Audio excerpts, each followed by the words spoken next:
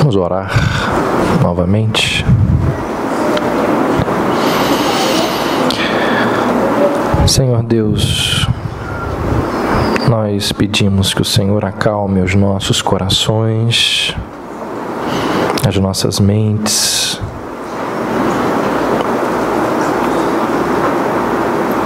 as mentes, ó Deus, os sentimentos das nossas crianças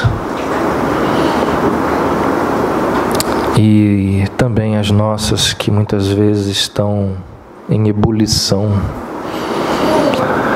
por causa de tantas coisas que talvez nos atrapalhem de estarmos aqui agora. Podemos estar e não estar, podemos ter ouvidos e não ouvir. E aí perdemos o privilégio de aprendermos da Tua Palavra e de sermos por ela orientados, guiados nos nossos caminhos que precisam de direção. Por isso nós pedimos que o Senhor retire tudo aquilo, ó Deus, que possa nos atrapalhar de ouvirmos a Tua Palavra nesta hora. Ó Deus, como nós precisamos da Tua Palavra, como precisamos que o nosso caráter seja moldado pela Tua Palavra. E que este seja mais um dos muitos momentos em que estaremos sendo lapidados pelo Senhor. Nós assim oramos e pedimos a Tua intervenção aqui entre nós. A Tua intervenção em nós. Em nome de Jesus. Amém. Semana passada nós começamos a falar sobre o livro de Tiago. Vimos algumas informações relevantes acerca do livro. E nesses versos iniciais nós vimos, ou falamos, aprendemos sobre as provações e os sofrimentos que nos sobrevêm. E vimos que não existe um único motivo pelo qual nós enfrentamos tribulações. Pelo contrário, as nossas dores, as nossas angústias, as nossas lutas, os nossos problemas possuem origem as mais diversas. E muitos desses motivos, se não a maior parte deles, ou quem sabe todos eles, nos levam às lágrimas, nos levam a um sentimento terrível chamado de ansiedade. Muitas dos nossos problemas geram pressão alta, aquele infarto, aquele derrame, até câncer. Algumas dessas doenças têm fundo emocional, estresse, problemas. A alma interfere no corpo. Então nós vimos que os problemas, eles têm as origens mais diversas. E a gente não sabe por quê de muitos dos sofrimentos que nos abatem. Nós vimos que alguns a gente até sabe. Resultado de pecado, resultado de escolhas erradas, mas tem muitos outros que a gente desconhece a origem deles. E, por um lado, é até bom que a gente não saiba. Jeremias vai dizer, lá no seu livro de Lamentações, que teve uma fase em que o povo ficou insistindo com Deus muito para saber a origem das suas dores, e Deus lhes disse, e aquilo em nada ajudou, só piorou a situação deles. Jeremias vai dizer. Então existem situações que é até bom a gente não saber por que a gente está sofrendo, por que a gente está experimentando aquilo dali. E também porque existem alguns problemas, alguns infortúnios nas nossas vidas, que estão lá naqueles chamados mistérios insondáveis de Deus. Não adianta a gente tentar descobrir, que nós nunca vamos saber. Então a gente viu um pouco disso semana passada. E vimos também que, por incrível que pareça, Tiago vai dizer assim, que os problemas que nos sobrevêm, as dores que nós temos, elas devem ser encaradas por nós como motivo de alegria. Tiago vai dizer, tende por motivo de grande alegria. E nós vimos que essa expressão grande alegria só aparece uma vez no Novo Testamento, que é aqui. E essa grande alegria é uma alegria pura, uma alegria que não está maculada por nada. É uma alegria que junto dela não vem nada de ruim. Porque muitas vezes nós podemos estar felizes e alegres, mas preocupados com outras coisas. Essa expressão de Tiago, grande alegria, é uma alegria que não é maculada por nada. Então Tiago enfatiza e diz, tende por motivo de grande alegria passardes por tribulação. E aí, por incrível que pareça, ele escreve um negócio desse. E aí nós vimos que a gente deve considerar motivo de grande alegria não a tribulação em si, porque a aflição dói, a aflição gera incômodo, a aflição nos leva às lágrimas.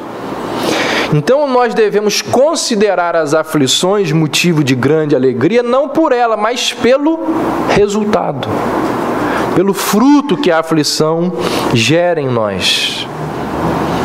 Então, se nós fôssemos capazes de olhar lá na frente a pessoa na qual nós nos tornaríamos por causa da instrumentalidade da aflição, nós agradeceríamos a Deus, olharíamos para a aflição com alegria. E vimos que o objetivo de Deus não é nos trazer felicidade. O objetivo maior de Deus é nos trazer santidade. E se para alcançar a santidade for necessário acabar por um determinado tempo com a nossa felicidade, Deus vai fazer.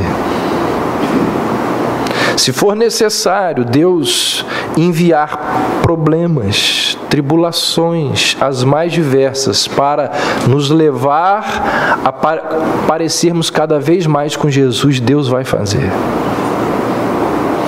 Então Tiago vai dizer, olha, nós devemos ter por grande alegria passarmos por tribulações, porque o fruto da tribulação, isso é motivo de alegria, deve ser motivo de alegria em nós. E que fruto é esse? Nós vimos maturidade, perseverança, santidade. São as coisas, são os frutos que Tiago disse a mim e a você e aqueles irmãos que estavam passando por tribulações nas mais diversas igrejas judaicas por ali. Era esse o objetivo, ou é esse o objetivo das nossas tribulações. Hoje nós vamos analisar os versos 5, 6, 7 e 8. Vamos ler então aí, acompanhe a leitura. Se algum de vós tem falta de sabedoria, peça a Deus, que a concede livremente a todos, sem criticar, e lhe será dada. Peça-a, porém, com fé, pois quem duvida é semelhante à onda do mar, movida e agitada pelo vento. Tal homem não deve pensar que receberá do Senhor coisa alguma, pois vacila e é inconstante em todos os seus caminhos. Existe uma conexão aqui entre o verso 4 e o verso 5 que talvez possa passar despercebido, porque em algumas traduções, entre o verso 4 e o verso 5 tem um subtítulo que pode dar a entender, fecha a porta aí para mim, que pode dar a entender que há uma quebra na linguagem de Tiago aí, na argumentação de Tiago, mas não é assim. Existe uma conexão natural do verso 4 para o verso 5. Por exemplo, no verso 4, Tiago diz que o alvo de Deus, olha como que ele termina, é que não sejamos deficientes em nada. Em nada deficientes, é assim que ele termina o verso 4. E aí quando a gente entra no verso 5, ele diz assim: se porém algum de vós necessita. Então termina o verso 4, Tiago está dizendo, olha, Deus deseja que não sejamos deficientes em nada, que não tenhamos necessidade de nada. Vem o verso 5, ele diz, porém, se algum de vós necessita de sabedoria, ou seja, ele está continuando o assunto. A argumentação dele continua. E aí ele então nos diz que o objetivo de Deus é que não tenhamos nenhuma deficiência. Já pensou? Crentes que não possuem deficiência. Problemas, imaturidades. E aí Tiago vai nos dizer que uma dessas deficiências é falta de sabedoria. Por isso que ele diz, se porém algum de vós necessita de sabedoria, peça a Deus, que a todos dá liberalmente, e nada lhes impropera. E aí vem a garantia dele, e ser-lhe-á concedida. Preste atenção, Tiago aqui, ele não está levantando uma hipótese. Ele sabe que as pessoas que estão lendo o que ele está escrevendo são pessoas deficientes naquela área. Como nós vamos ver, o se porém não é uma hipótese, é uma forma educada dele dizer uma coisa que ele precisa dizer. Então ele não está levantando uma hipótese, ele sabe que as pessoas ali carecem de sabedoria. Falta-lhes sabedoria. E Tiago vai dizer, falta-lhe sabedoria para enfrentar as tribulações. Essas que eu acabei de mencionar há pouco aqui. E aí então, diante disso, o quê? Diante da falta de sabedoria, no meio das tribulações, Tiago se propõe a orientá-los. Tiago já tinha dito isso no verso 2. Olha aí, que diante das provações, os cristãos deveriam reagir com grande alegria. Ou seja, como reagir diante da tribulação? Tiago diz, primeiro, com grande alegria, sabendo que o fruto da tribulação, perseverança, santidade, isso é muito importante. Mas qual é uma outra forma de reagir diante da tribulação? Tiago então diz, com sabedoria. Com grande alegria e com sabedoria. E a sabedoria que Tiago se refere aqui não é conhecimento intelectual ou teórico. Não é aquele conhecimento que o pós-doc, o pós-doutorado, o PhD possui. Não é isso. Sabedoria aqui é uma sabedoria prática. é o uso prático do conhecimento de Deus. Quando na nossa série de mensagens nós chegamos no livro de Provérbios, meses e meses atrás, nós falamos sobre isso. Nós vimos que sabedoria, ela é muito diferente de conhecimento. É plenamente cabível alguém ter um acúmulo enorme de conhecimento, mas não ser sábio. E naquela época eu mencionei aqui do Luiz Saião. Saião pregando, ele disse que como que ele aprendeu sabedoria com um senhor idoso, cego, semi-analfabeto. E ele disse: eu que tenho títulos, eu que sou letrado nisso, naquilo outro, estou aprendendo com um senhor idoso, cego, semi-analfabeto. Sabedoria,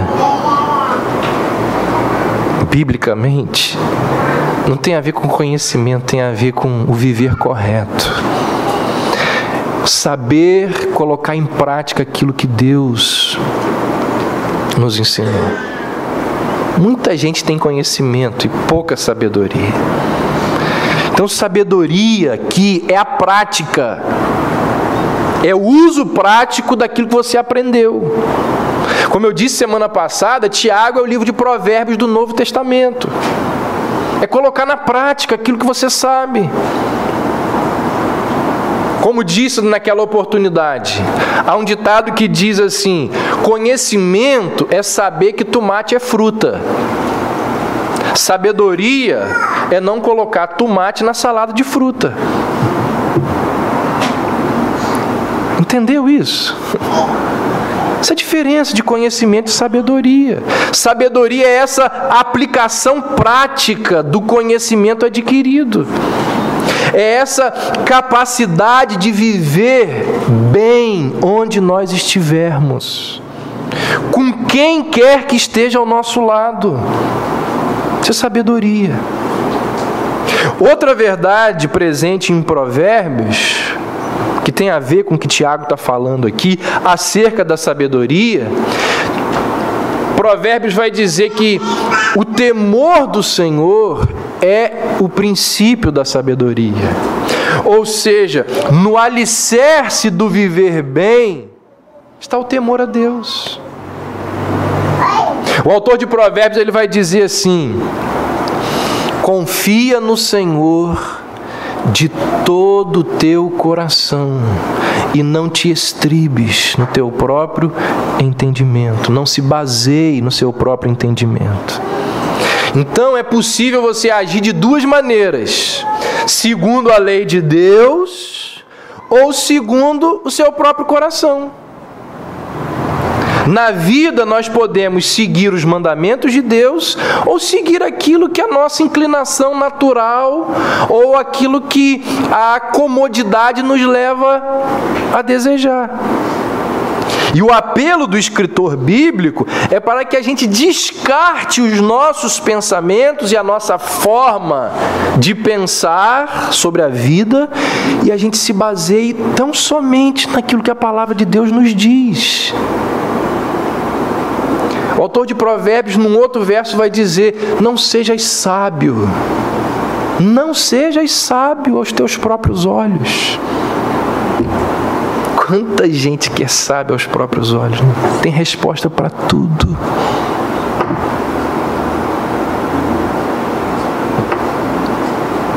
Alguém disse que Nietzsche tinha resposta para tudo, menos a como sobreviver a um dia comum.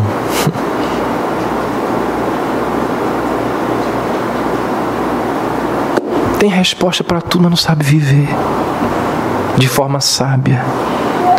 O autor de Provérbios diz: não seja sábio aos teus próprios olhos, teme ao Senhor e aparta-te do mal. Será isto saúde para o teu corpo e refrigério para os teus ossos. Então Salomão diz que a sabedoria significa levar em conta os preceitos de Deus. A gente ouve os amigos, a gente ouve a nossa própria consciência, a gente ouve o mundo, os apelos da nossa sociedade, e na maior parte das vezes nós nos dobramos a essas pessoas, a esses grupos, ao mundo. E então ele diz: não faça isso. Não faça isso. Leve em consideração os preceitos do Senhor. Mas para levarmos em consideração os preceitos ou a lei do Senhor, é necessário possuir o temor do Senhor. Porque quem não tem temor de Deus, não está nem aí para a lei de Deus. Por isso que o autor de Provérbios vai dizer que o começo, a base, o início da sabedoria é o temor a Deus. Gente, quantas pessoas nos dias de hoje, domingo de manhã, 2 de novembro, são 11h12, quantas pessoas nesse exato momento estão atrás das grades, sem liberdade, vivendo em péssimas condições, porque não tiveram temor de Deus? Quantas pessoas nos dias de hoje estão aprisionadas pelas drogas, sem conseguir se libertar? Por quê? Porque não tiveram temor de Deus. Quantas pessoas estão hoje, nesse momento, vivendo em contextos de brigas, de gritos, de discussões, de agressões, de palavrões, de ódio? Por quê? Porque não tiveram o temor do Senhor. Quantas pessoas hoje estão tendo que conviver com menos, com perdas de recursos, com reveses financeiros, porque não tiveram temor do Senhor? Quantas famílias por aí estão chorosas, ansiosas, tristes, deprimidas, enfraquecidas, doentes, porque não tiveram temor do Senhor? Quantas pessoas nos dias de hoje estão vivendo situações assim, porque não tiveram o temor do Senhor?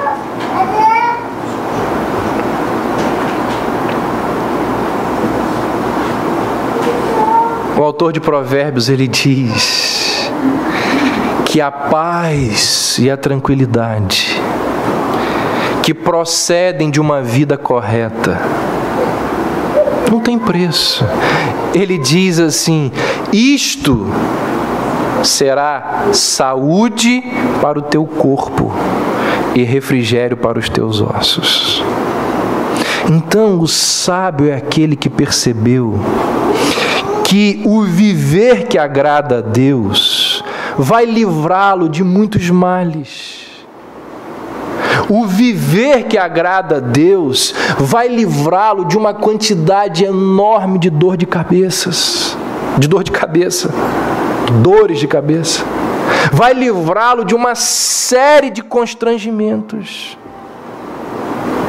Então Tiago, ele está dizendo assim: olha, muita gente sofre pelos mais diversos motivos, mas sofre ainda mais porque não tem sabedoria. Porque diante da tribulação faz muita besteira. Aumenta a quantidade de problema porque não tem sabedoria. Então, se você não tem sabedoria, peça a Deus. E, gente, o que nós mais precisamos diante das provações é de sabedoria.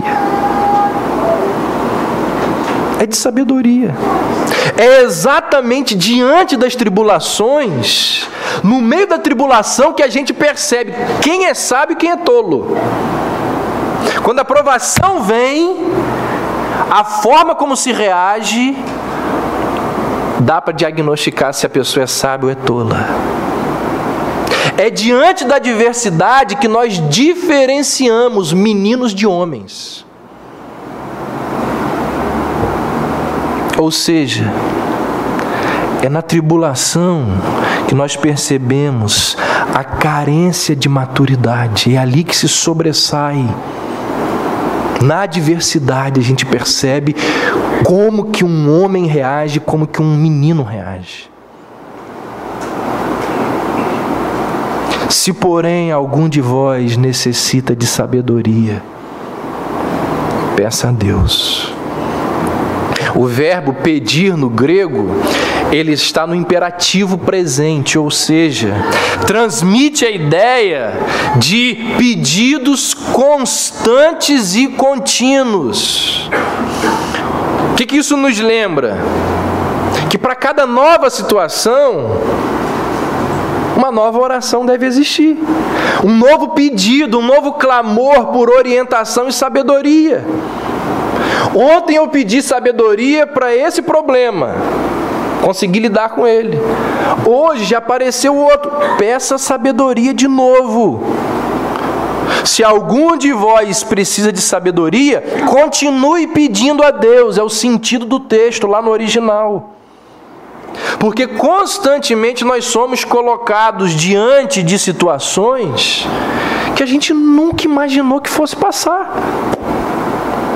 Há 10 anos atrás, você imaginaria que estaria passando pelos problemas que está passando hoje?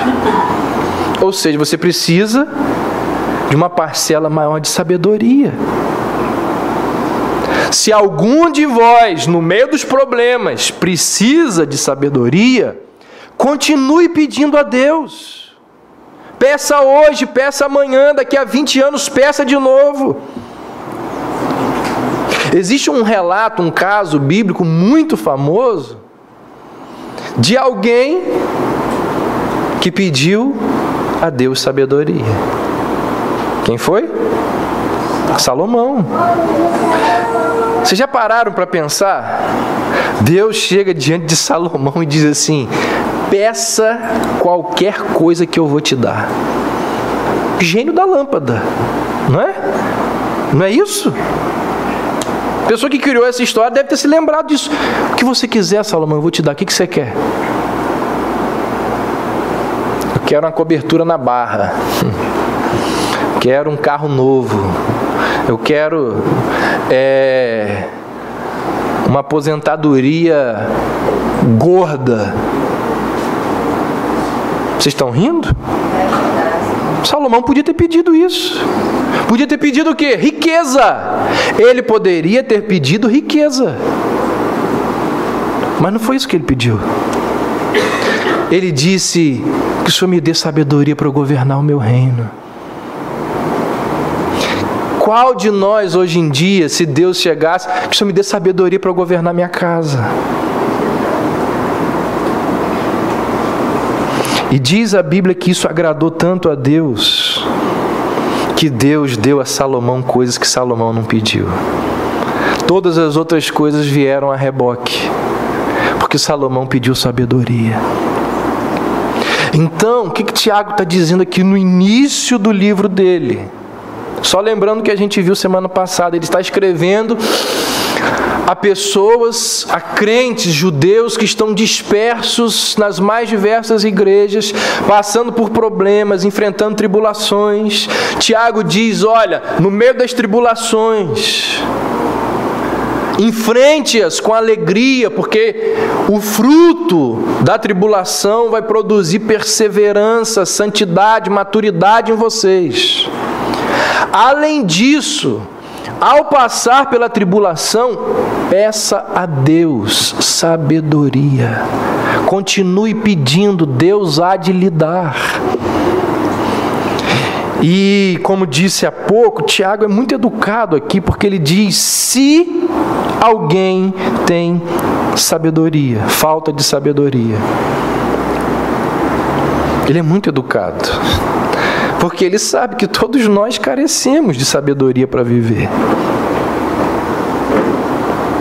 É só você observar as palavras de algumas pessoas, ou das pessoas, que você percebe isso. Falta de maturidade. nos nossos diálogos, a gente não fala um para o outro, mas quando alguém fala alguma coisa, a gente pensa lá, né, com a gente mesmo. Que maturidade!